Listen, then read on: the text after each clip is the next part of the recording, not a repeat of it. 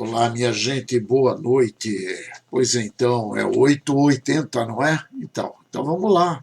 Veja bem, o que está acontecendo hoje pela nossa terra?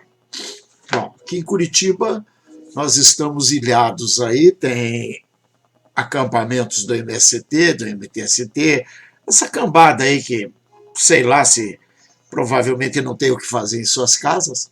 Daí eles vêm fazer nada aqui, né? Porque não tem o que fazer na casa deles, vêm fazer nada na minha casa. Perturbar a vida de quem mora aqui, de quem está tranquilo, de quem está em paz. Tem gente aí chamando os paranaenses de frouxo porque deixaram entrar. Pois é, gente. Então a coisa não está nem um pouco agradável. Mas isso daí é coisa da esquerda, né?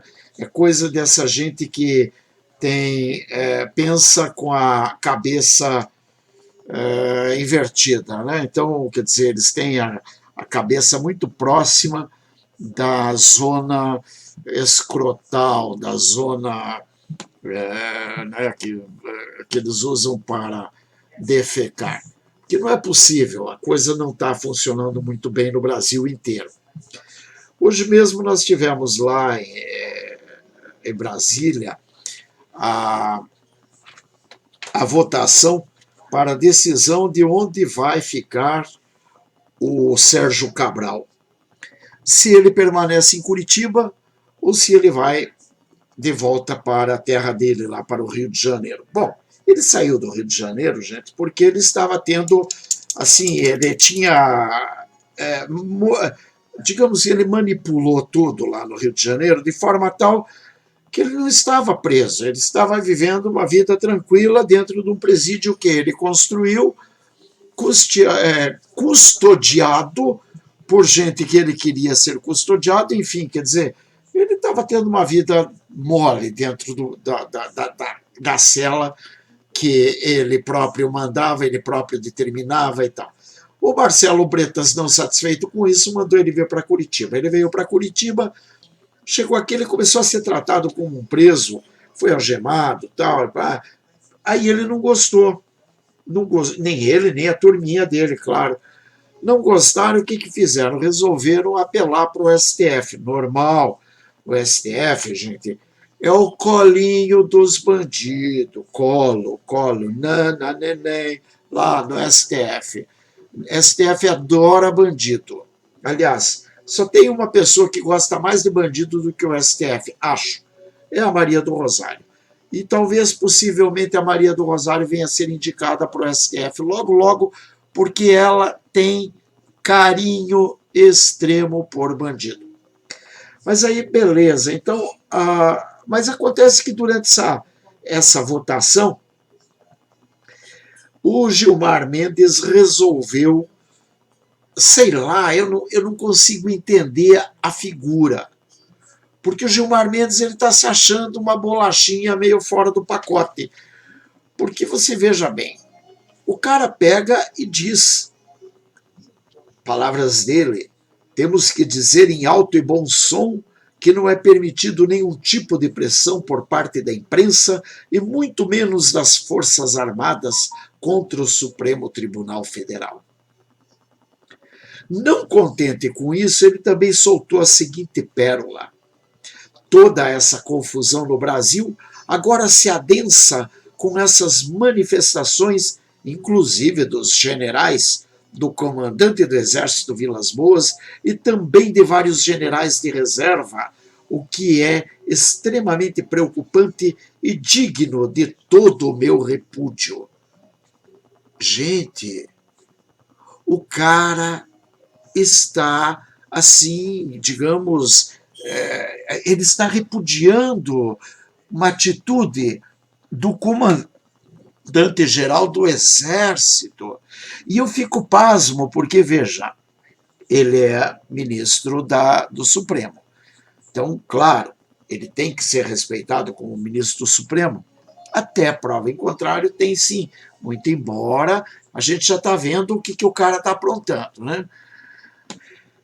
Agora, ele não tem que respeitar o comandante-geral das Forças Armadas, eu não sei não, eu estou desconfiado que o Gilmar Mendes ele está tomando uma bebida meio diferente, não é possível. Porque, ele, veja, ele não está respeitando o comandante-geral do Exército. E o comandante-geral do Exército, diga-se de passagem, está sendo desrespeitado. Por quê? Porque o comandante-geral do Exército disse ali pelo dia 3, mais ou menos, de abril, o seguinte: asseguro à nação que o Exército Brasileiro julga compartilhar o anseio de todos os cidadãos de bem, de repúdio à impunidade e de respeito à Constituição, à paz social e à democracia, bem como se mantém atento às suas missões institucionais. Eu queria saber aonde que está o erro do que o general Vilas Boas falou nessa fala. Porque, sinceramente, eu não consegui entender por que o Gilmar Mendes, que é um homem tão, né, ele é tão dado, mas ele vai repudiar essa fala. Mas por que, gente? Veja, como é que ele pode repudiar essa fala se ele não chegou a repudiar, por exemplo, que o fato de que a mulher, o telefone celular da mulher dele está na agenda particular do Jacó Barata Filho. O Jacó Barata Filho é aquele cara que o Bretas prende, o Gilmar solta. O Bretas prende, o Gilmar solta. O Bretas prende, o Gilmar solta. Então, fica meio estranho, porque, veja, parece que o Gilmar Mendes é um homem, assim, bastante dado, né? Porque se a mulher dele, o telefone dela está na mão do Jacó Barata, que é um bandido, então o Gilmar Mendes não iria ficar se sentindo angustiado ou chateado com uma fala do general Vilas Boas, ainda mais uma fala que aqui está bastante claro que o que o general está falando aqui. Que ele quer um país bom, um país onde tenha onde o crime seja punido, onde haja respeito à Constituição, à paz e à democracia. Ora, se o Gilmar Mendes é um homem que vota no Supremo Tribunal Federal, portanto ele é um magistrado, sendo um magistrado ele deve votar em cima da Constituição, né?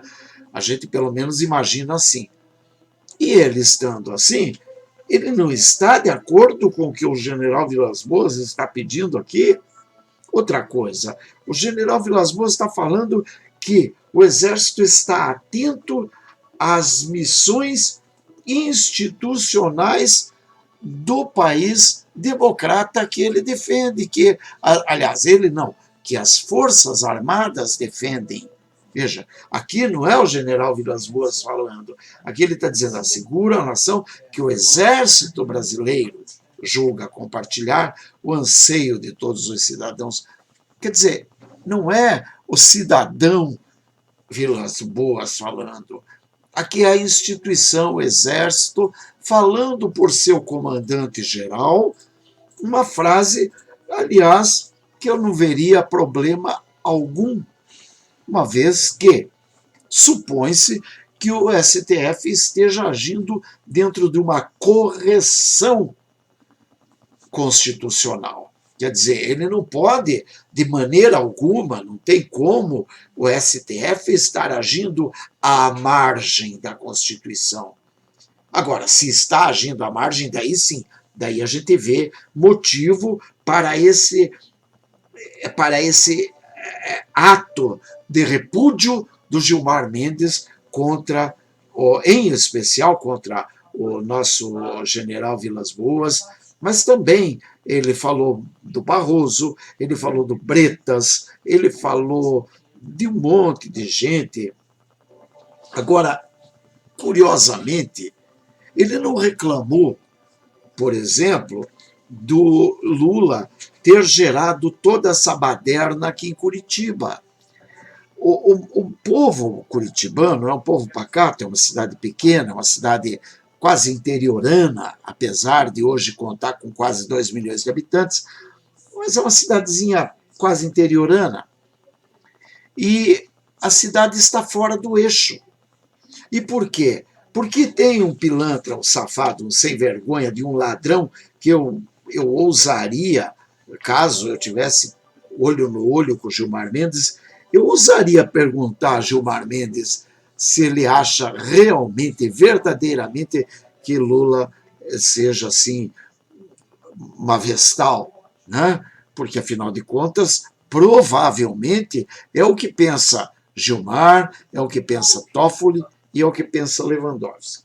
Bom, pois muito bem, minha gente, eu só digo para vocês o seguinte: isso me mostra cada vez mais a proximidade e a iminência da tomada de poder pelos militares. Porque, veja bem, o ministro do STF, desrespeitando a autoridade suprema das Forças Armadas, ele cria a crise institucional que o próprio general Vilas Boas fala ali: atento às missões institucionais.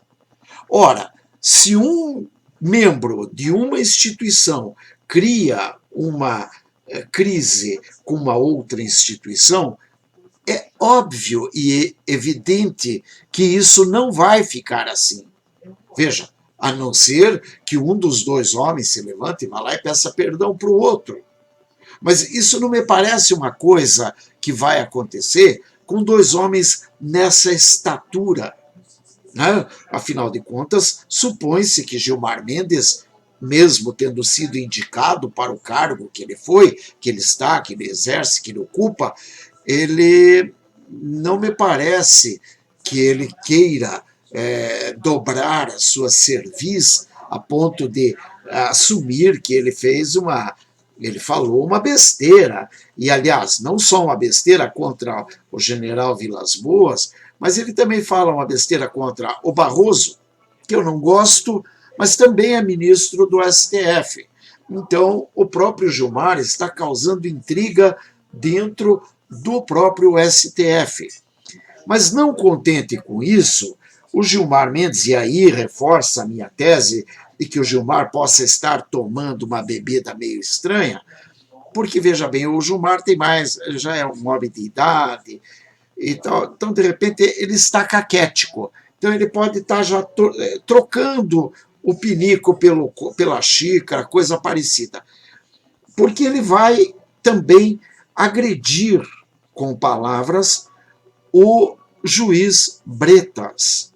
Tudo bem, o juiz Bretas pode até ter seus erros, o próprio Moro pode ter seus erros, né? Agora, de qualquer forma, supõe-se que Sua Excelência, né, essa mise-en-scène que eles têm ali, é para manter as instituições numa harmonia. Então, quando ele começa a agredir seus pares, a gente percebe que a instituição está no fundo do poço.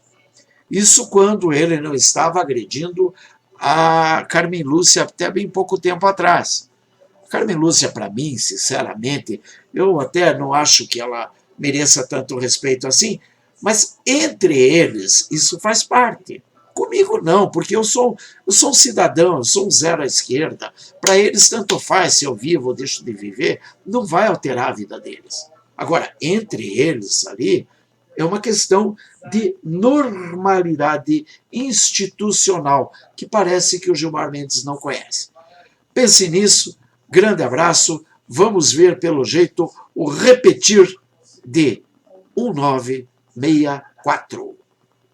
Como é 8 ou 80, venham comigo, vamos permanecer nessa vigília e na escuta.